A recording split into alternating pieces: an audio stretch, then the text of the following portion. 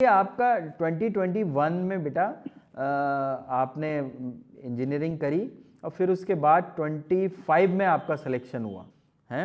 Yes तो sir. ये 4 year में जो है आपने मतलब अपने आप को कैसे मोटिवेटेड रखा?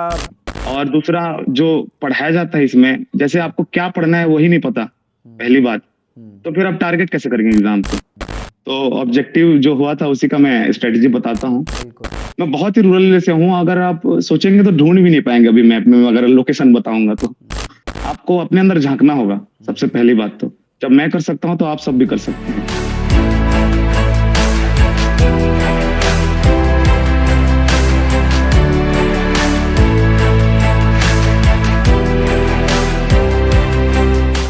वेलकम बच्चों, welcome to make it easy. तो आज हमारे साथ हैं विनोद बेहारा, जिन्होंने एसएससी जेई में 2024 एसएससी जेई में जो है सिलेक्शन लिया है, वो भी एमईएस डिपार्टमेंट में। तो आज उनसे जानेंगे उनकी जर्नी के बारे में कि किस तरीके से उन्होंने प्रिपरेशन स्टार्ट करी और फाइनली वो किस तरीके से सेलेक्ट हुए, उसको हम डिटेल में समझेंगे उनसे। तो first of all Vinod, congratulation for your grand success in SSC JE. और थैंक यू सर। और आपका बहुत बहुत धन्यवाद, आपने जो है टाइम निकाला बच्चों को इंस्पायर करने के लिए, क्योंकि बहुत ज़रूरी है बच्चों का देखना कि किस तरीके से, क्योंकि आप उन्हीं के बीच में से आए हो, तो बच्चों का ये सब देखना बहुत ज़रूरी है, तभी वो इंस्पायर होंगे। ठीक है, तो थोड़ा सा अपने बारे में बताइए विनोद, कहाँ से हैं आप और कहाँ से आपने जो है डिप्लोमा डिग्री किया है? Okay, sir. In fact, thank you for inviting me and giving me this opportunity. First of all, so my name is Vinod Behra, and I am from Raigad, Chhattisgarh. Raigad is a cultural district of Chhattisgarh, and there is a block called Tehsil called Pusaur. There I have done my schooling, basic 10th schooling and 12th high school and higher secondary both. उसके बाद मैंने BTech के लिए जेडबलई का paper दिया था, लेकिन वो क्वालिफाई हुआ नहीं। फिर मैंने सोचा सीजीपीटी का पेपर होता है सर, स्टेट एंट्रांस के लिए, स्टेट गवर्नमेंट इंजीनियरिंग कॉलेजेस में। वहां मैंने जीसी रायपुर, जो कैपिटल है हमारी छत्तीसगढ़ की, वहां पे मैंने एडमिशन लिया और वहां से मैंने बीटेक की डिग्री हासिल की सर। मैं 2021 पास आउट हूँ और उसके बाद से मैं स्ट्रगल की जर्नी में रहा हूँ। कोविड जैसे हिट किया 2020 के बाद से, उसके 1-1.5 साल लगभग गैप ही कर दी मैंने स्टडीज की। और जो रूरल एरिया से बिलोंग करता हूँ सर, मैं महानदी के बैंक पे हमारा गांव सिचुएटेड है, पड़ी गांव नाम का छोटा सा गांव। वहाँ इतनी अवेयरनेस है नहीं एजुकेशन की एक्चुअली। तो फिर 2021 मैंने वही गेट के लिए प्रिपेयर किया था। 1 साल कोविड की वजह से स्किप कर दिया, घर वाले जाने से ही मना कर दिए, सिचुएशन ऐसी खराब थी तब। उसके बाद मैंने 2023 का अटेम्प्ट दिया गेट में, रैंक अच्छा नहीं था तब उतना। फिर 2024 फिर अटेम्प्ट किया, उसमें गेट में 3000 के अराउंड रैंक थी और खड़गपुर मिल भी रहा था, लेकिन मैंने ज्वाइन नहीं किया। फिर उसके वो स्पैन के बीच में मुझे टाइम मिल गया एसएससी जेई के लिए, और ये 2023 की लगभग बात है जब मैं राहुल सर से वाईटी क्लासेस पे जुड़ा हुआ था सर। और वो अटेम्प्ट दिया मैंने पहला एसएससी जेई का, लेकिन प्री 2 मार्क्स से रह गया। वो पहला अटेम्प्ट था एसएससी जेई का 2023 फिर में? राहुल सर से, हाँ 2023 में 2 मार्क्स से रह गया। 129 मार्क्स थे मेरे, 131 शायद कट ऑफ था तब। ओके।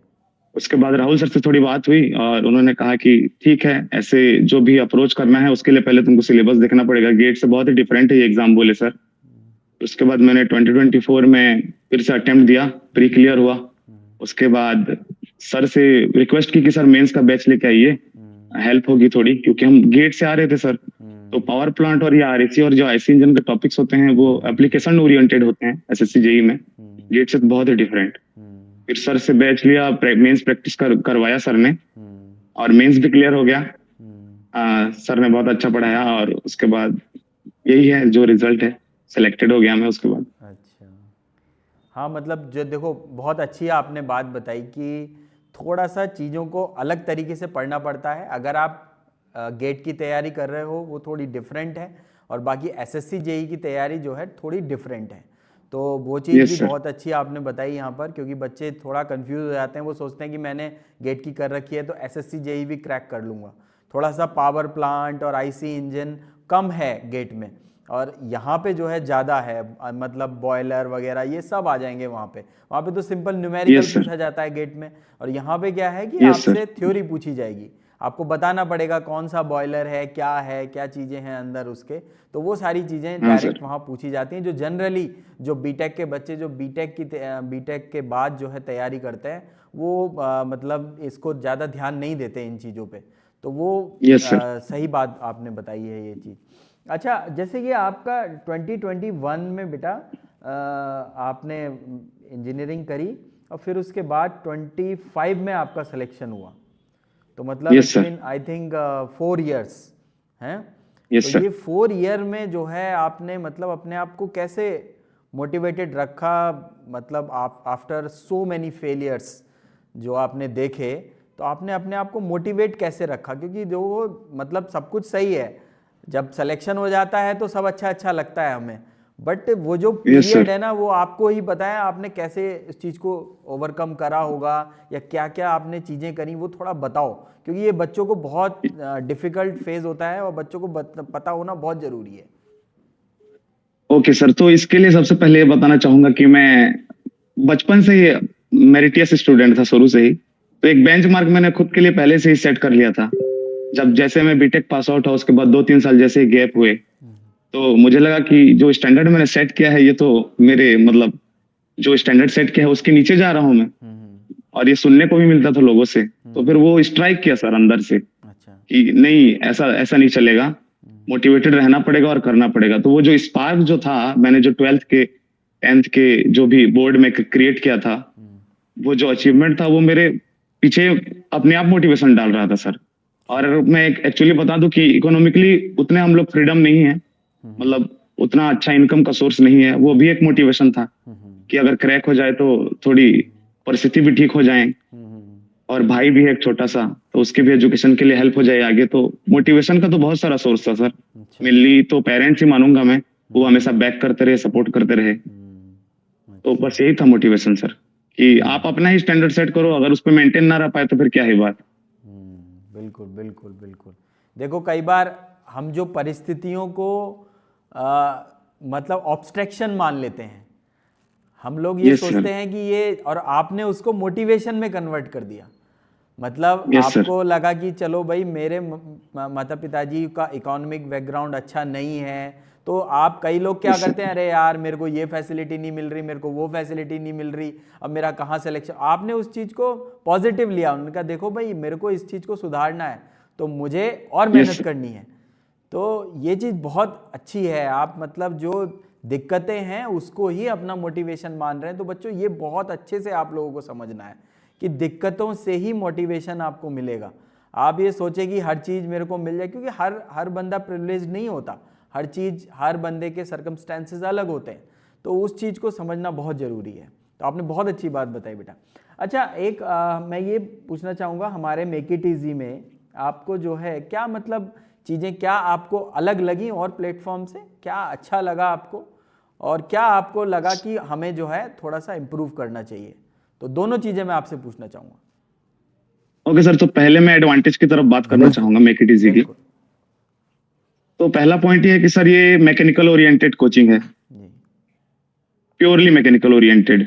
आपके मैकेनिकल पे ही फोकस करेगी। तो और वैसे ही मैकेनिकल स्टूडेंट्स की हालत बहुत खराब है प्रेजेंट सिनेरियो में। तो ये जो अलग से अगर कोई फोकस मिलता है आपको किसी ब्रांच पे, वो अकेले मेक इट इजी देती है सर। ये बहुत बड़ा एडवांटेज है मेक इट इजी का मैकेनिकल के लिए। अच्छा। और दूसरा जो पढ़ाया जाता है इसमें, जैसे आपको क्या पढ़ना है वही नहीं पता, पहली बात, तो फिर आप टारगेट कैसे करेंगे एग्जाम को? राहुल सर पहले टारगेट बता देते हैं कि आईसी इंजन है, 2 टॉपिक ये बता दिया, इससे बाहर नहीं जाना, इससे बाहर जाएगा तो 1 टॉपिक और एक्स्ट्रा बता देंगे, इससे बाहर आना ही नहीं है क्वेश्चन। तो पहले आप बता दीजिए पढ़ना क्या है, उसके बाद स्टूडेंट कंसाइज होकर पढ़ पाएगा। अब वास्ट सिलेबस लेके पढ़े हैं, कहाँ से एग्जाम क्रैक होगा? ऐसे में नहीं होता सर क्रैक। तो ये जो एडवांटेज है मेक इट इजी का, वो बहुत अच्छा लगा। पढ़ाते बहुत अच्छा है एक्चुअली में, कॉन्सेप्चुअल क्लैरिटी बहुत अच्छी है सर की, वो अच्छा लगा सर। और दूसरा पॉइंट मैं रखना चाहूंगा जो थोड़ा सा इम्प्रूव कर सकते हैं मेरे ख्याल से, टेस्ट सीरीज में सर थोड़ी सी क्वेश्चंस जो थे थोड़े, अब जो स्टूडेंट्स देख भी रहे होंगे वो भी एक्सेप्ट करेंगे, थोड़े बहुत क्वेश्चन रॉन्ग थे। बाकी टेस्ट सीरीज में थोड़ा और इम्प्रूव कर सकती है मेक इट इजी की टीम। बाकी पढ़ाने के क्वालिटी में और कंसेप्चुअल क्वालिटी में बहुत बहुत बढ़िया टीम। बिल्कुल बिल्कुल, उसी पे ही बेटा का काम चल रहा है हमारा। हम लोगों ने मतलब पूरी यस सर। टीम बना रखी है, अब हम टेस्ट सीरीज और टेस्ट की क्वालिटीज़ को सुधार रहे हैं, उस चीज़ को हम रियली में एक्सेप्ट करते हैं कि वो चीज़ थोड़ी सी दिक्कत करी है, पर मतलब मेन चीज़ है हम चाह रहे हैं कि बढ़िया से बढ़िया चीज़ें आप लोगों को डिलीवर करें, ताकि जो मार्केट में ये बना हुआ है कि भाई मैकेनिकल में ये प्रॉब्लम है, मैकेनिकल में वो प्रॉब्लम है, उसको हमें हटाना है। मतलब हमारा मकसद ही यही है कि जब सब लोग हाथ खींच रहे हैं तब हमें हाथ पकड़ना है। तो क्योंकि कई जगह आपने देखा होगा कॉलेजों में, मेरे भी साथ में जो हैं मेरे साथ एमटेक पीएचडी वगैरह करा है उन्होंने, वो कॉलेजों में पढ़ा रहे हैं, प्राइवेट कॉलेजों में, तो बहुत बुरी हालत है। मतलब एडमिशन्स नहीं है या फिर कुछ हो ही नहीं रहा है, कोई मतलब मैकेनिकल को पूछ ही नहीं रहा है। मतलब इवन इंजीनियरिंग कॉलेज ने मैकेनिकल की तरफ देखना बंद कर दिया है, मतलब विच इज़ वेरी डिसअपॉइंटिंग। ऐसा होना नहीं चाहिए, पर वो है कि हमें उस चीज़ में हमें करना पड़ेगा। ऐसे नहीं हम छोड़ सकते बच्चों को कि आपने फीस ले ली, सब कुछ हो गया और बच्चा अब खाली घूम रहा है, तो वो हम नहीं करेंगे। हम पूरी कोशिश कर रहे हैं, आगे भी हम ट्राई कर रहे हैं कि बच्चों के उनकी पर्सनैलिटी भी अच्छी हो, सब कुछ अच्छा हो, उसके लिए भी हम काम कर रहे हैं लगातार। इसीलिए हमारे पास भी कई ऑप्शंस थे कि हम जो है मैकेनिकल के साथ इलेक्ट्रिकल भी ले आते और भी चीज़ें ले आते, बहुत सारे ऑप्शंस थे, पर राहुल सर ने क्लियर बोला था कि नहीं, हम नहीं लाएंगे इसको, क्योंकि हमें हमारे मैकेनिकल के बच्चे जब तक अपने अच्छे मुकाम पर नहीं पहुंचेंगे तब तक हम इस चीज़ को एक्सपैंड करके भी हमें कोई फ़ायदा नहीं है। तो अभी हमें मेन मैकेनिकल वालों पे ही काम करना है। तो बहुत अच्छी चीज़ें बताई बेटा आपने, बहुत अच्छी चीज़ें बताई। अच्छा, इसके अलावा भी बेटा आपका कहीं सिलेक्शन हुआ है? नहीं सर, ये पहला गवर्नमेंट जॉब है। स्टेट का मैंने दिया नहीं वैसे। अच्छा, स्टेट के पेपर हुए थे। अच्छा, और गेट में ही था बस, और उसके बाद तो नहीं हुआ सर। ये पहला ही सिलेक्शन है मेरा। अच्छा, जैसे अब शायद छत्तीसगढ़ में भी काफ़ी अच्छी वैकेंसीज भी आने वाली हैं शायद। हाँ, स्टेट व्यापम की सर वैकेंसी आई है अभी। WRD PWD सब डिपार्टमेंट में है। लेकिन मैकेनिकल की 10 से कम ही होंगी सर। अनुमानित हमको जो पता चला है वो आती नहीं है सर मैकेनिकल की। आप अगर दोगे तो हो जाएगा आपकी, क्योंकि तैयारी आपकी बहुत अच्छी है इस टाइम। आप अगर दोगे तो पक्का हो जाएगा, ऐसा कुछ नहीं है, और भगवान करे हो जाए अगर आप देते हो तो, क्योंकि घर पे जॉब करने का अलग ही मज़ा होता है। जी जी सर। ठीक है, चलिए कोई बात नहीं।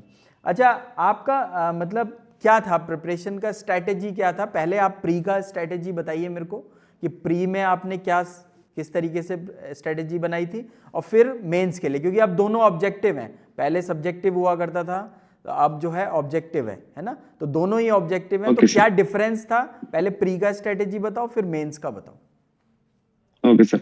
तो सर सबसे पहले ये बताना चाहूंगा कि मैंने तो पहला अटेम्प्ट 2023 में ही दिया था, तो उस अटेम्प्ट से ही ऑब्जेक्टिव था मेंस। तो मेरा अप्रोच शुरू से ऑब्जेक्टिव का ही रहा है। मैंने मेंस का पेपर रिटर्न कभी दिया नहीं था एसएससी का। अच्छा। दोस्त ने बताया कि एसएससी जेईई भी पेपर होता है, तो फिर मैंने दिया था। तो ऑब्जेक्टिव जो हुआ था उसी का मैं स्ट्रेटेजी बताता हूँ। बिल्कुल। जो भी जीएस वाला पार्ट था उसके लिए मैंने शॉर्ट नोट्स पहले से बना लिए थे, क्योंकि एसएससी के 1-2 पेपर और भी पहले दिए थे मैंने। तो वो शॉर्ट नोट जो कि हिस्ट्री, पॉलिटी, ज्योग्राफी, जो भी जीके 50 नंबर का रहता है। करंट अफेयर तो सर ऐसे पूछता है जैसे सीजीएल के लेवल का हो, वो बनता ही नहीं है किसी से। अगर आपके स्टैटिक अच्छे हैं तो 20-22 नंबर ले आए तो वो एवरेज से भी अच्छा नंबर है जीके के लिए। और रीजनिंग में कोशिश करें कि 50 से 50 आए। उसके लिए मैं करता था डेली मॉक लगा लेता था, रीजनिंग का फुल लेंथ मॉक। तो इनिशियल पीरियड में क्या होता था सर कि मॉक बनते नहीं थे, 50 के 50 क्वेश्चन अटेम्प्ट ही नहीं होते थे, क्योंकि 35 मिनट का मार्क्स रहता था टेस्ट सीरीज में। फिर मैंने धीरे धीरे मॉक देना चालू किया रेगुलर बेसिस पे। धीरे धीरे अपने आप टाइम मैनेज होता गया। और स्टूडेंट्स लोगों से बोलना चाहूंगा कि शुरू होता है, मॉक में नहीं आते मार्क्स, टाइम भी कवर अप नहीं होता, लेकिन धीरे धीरे जब आपका एप्टीट्यूड बढ़ने लगता है तो अपने आप रीजनिंग में मार्क्स आने लगते हैं। और अगर कोई टॉपिक में वीक हो जाते हैं तो एक बार उसको सर्च कर लीजिए। वाईटी पे भी क्लासेस अवेलेबल हैं, आप बुक्स भी हैं, आराम से टॉपिक कवर अप कर लीजिए, फिर से अटेम्प्ट कीजिए। ये जीएस और रीजनिंग का कंप्लीट हो गया। उसके बाद टेक का जो है वो टेक के बेसिक क्वेश्चन कर लीजिए, आप प्रीवियस ईयर क्वेश्चन कर लीजिए। अच्छा। और प्रीवियस ईयर होने के बाद जेईई जो भी स्टेट के आते हैं पेपर, जेई के स्पेशली प्री के लिए वो कर लीजिए। अच्छा। वो मोर देन सफिशिएंट है। उसके बाद मॉक टेस्ट पे लगातार ध्यान दीजिए आप। जैसे एग्जाम नियर आता है, मॉक टेस्ट पे नंबर कम आएंगे शुरू में, लगता है कि नहीं हूं मैं इसके अबव, पार नहीं हूं मैं, लेकिन ऐसा कुछ नहीं होता। धीरे धीरे आप अपने मार्क्स एनालिसिस कीजिए, और एक सबसे इंपॉर्टेंट एक टेस्ट नोट बना लीजिए आप। जो भी क्वेश्चन मिस्टेक होती है उसकी एक नोट बना लीजिए, और उसको बार बार रिवाइज कीजिए, रिविजन और मॉक। इसके बाद स्कोर अपने आप बूस्ट होता है, और कॉन्फिडेंस भी बूस्ट होता है। और टाइम मैनेजमेंट कैसे करना है सबसे इंपॉर्टेंट, ये मॉक टेस्ट से ही पता लगता है। उसके बाद आप एग्जाम में ऐसे लगाएंगे जैसे कि हाँ ये घर में ही बैठ के लगा रहा हूँ मैं। अगर बहुत सारे मॉक लगा के जाएंगे, अपने मार्क्स और जो भी रॉन्ग क्वेश्चन का एनालिसिस करके जाएंगे, तो मेन एग्जाम में घर जैसा ही लगता है सर। बिल्कुल बिल्कुल घर जैसा लगता है। बिल्कुल बिल्कुल। तो ये बहुत अच्छी आपने बात बताई। इसमें जो ये टेस्ट नोट्स की बात बता रहे हैं ना आप, कि जो टेस्ट में आपसे क्वेश्चन नहीं हुआ उसको एक अच्छी जगह आप लिखो उसको, या फिर अपने नोट्स में लिखो, या अलग से उसके नोट्स बनाओ। ये बहुत अच्छी बात Yes, बताइए sir. बच्चों। ये चीज़ आप सबको ध्यान रखनी है कि ये बहुत अच्छी स्ट्रेटजी है।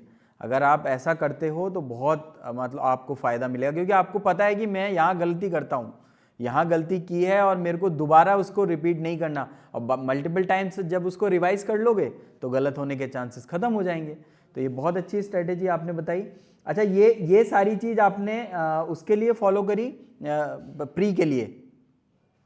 हाँ प्री के लिए सर, मेंस के लिए नहीं, मेंस के लिए एक है सर, और एक है, और एक पॉइंट बताना चाहूंगा मैं स्टूडेंट लोग के लिए। मेंस का क्या था कि जैसे हमने 2023 का अटेम्प्ट दिया था मैंने, प्री तो हुआ नहीं था बोलिए, तो फिर 2024 जो भी मेंस का पेपर हुआ, मैंने 2024 के पेपर के लिए अगले साल 2023 के पेपर का एनालिसिस किया मेंस का। और मैंने देखे कि 2-4 क्वेश्चन थोड़े से रेंज के बाहर थे। रेंज मतलब जैसे कोई टॉपिक है एसी इंजन का, तो उस टॉपिक के आसपास वाला टॉपिक से क्वेश्चन उठा के दिया हुआ था।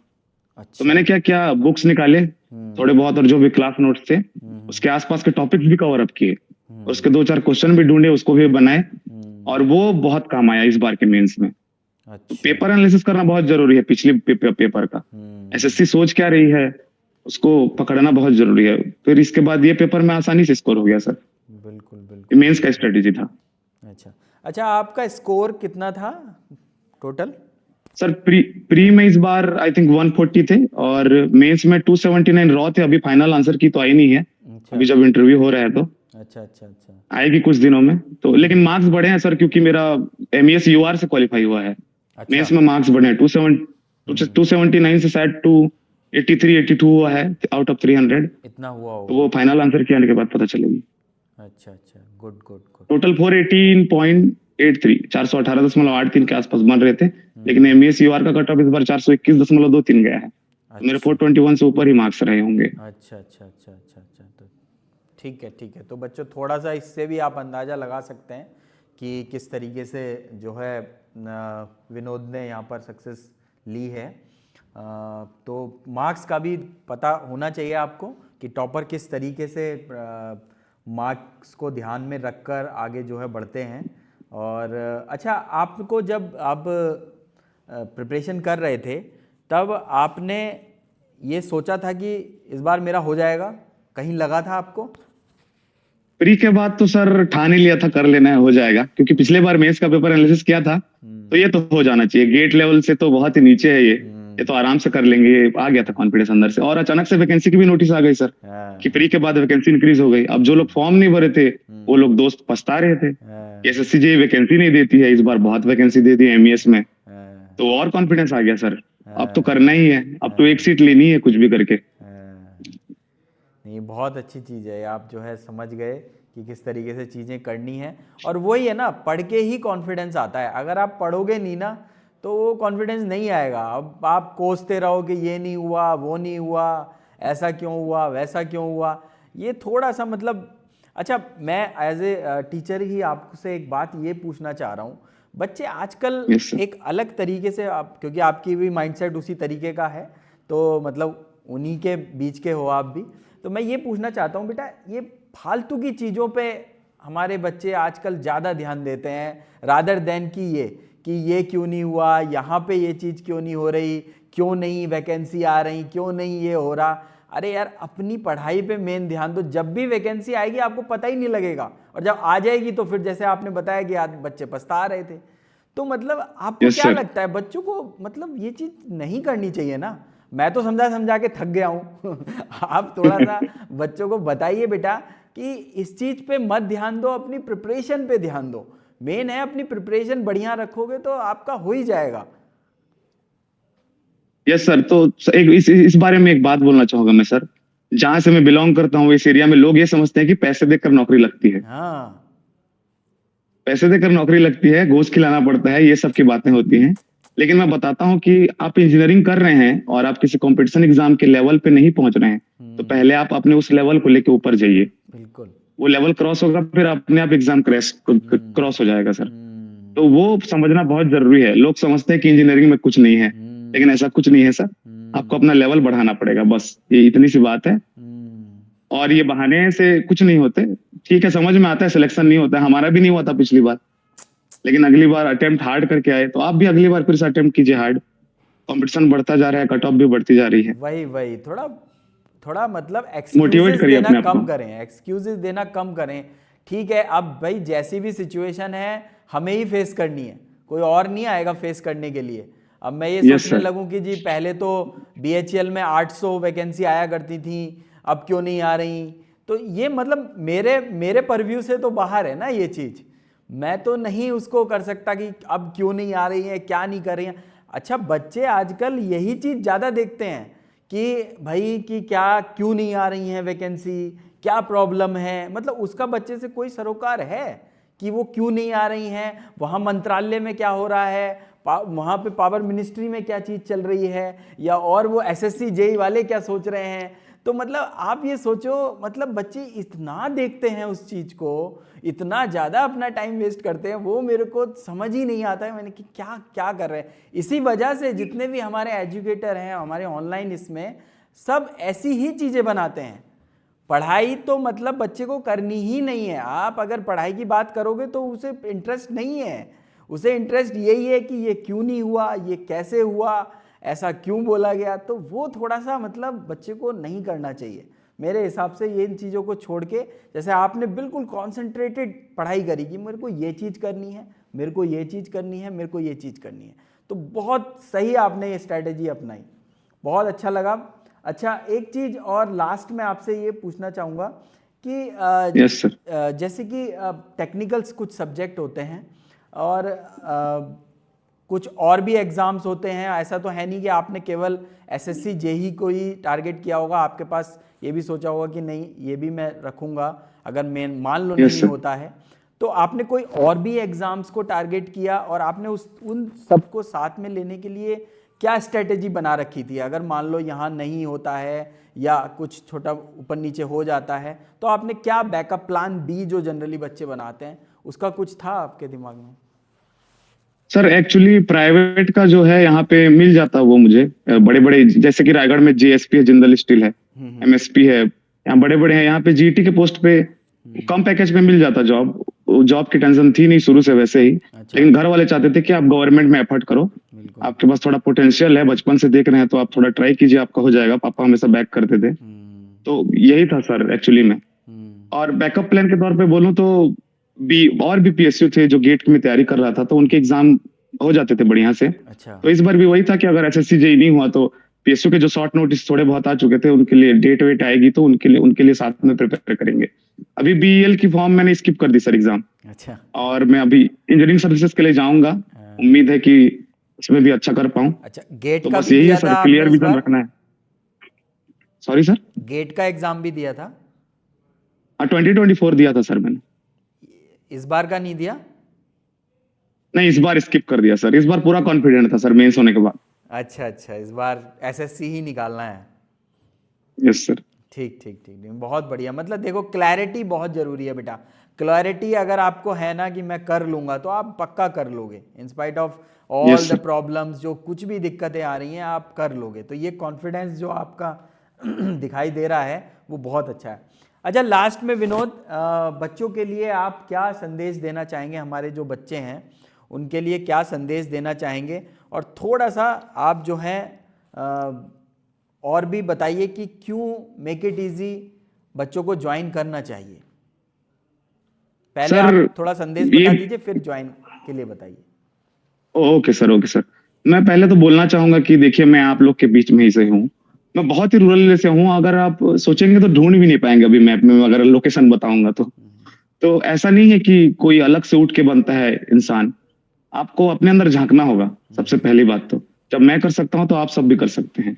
बहुत ही आसान है। अपने ऊपर कॉन्फिडेंस रखिए हमेशा, और निरंतर पढ़ाई करते रहिए उसी डायरेक्शन में, और मोटिवेटेड रहिए। मोटिवेशन यही है कि आपको अपना लाइफ सुधारना है, अपने फैमिली का लाइफस्टाइल सुधारना है, अपने को हाई क्लास पे लेके जाना है, तो यही आपके लिए मोटिवेशन है।